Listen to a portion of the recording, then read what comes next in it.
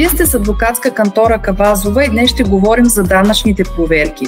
Какво представлява данъчната проверка? Данъчната проверка е едно от производствата, посредством които НАП осъществява данъчно-осигурителен контрол. Тя включва съвкупност от действия, които органите по приходите извършват за установяване на евентуално несъответствие в декларираните доходи и недекларирани такива.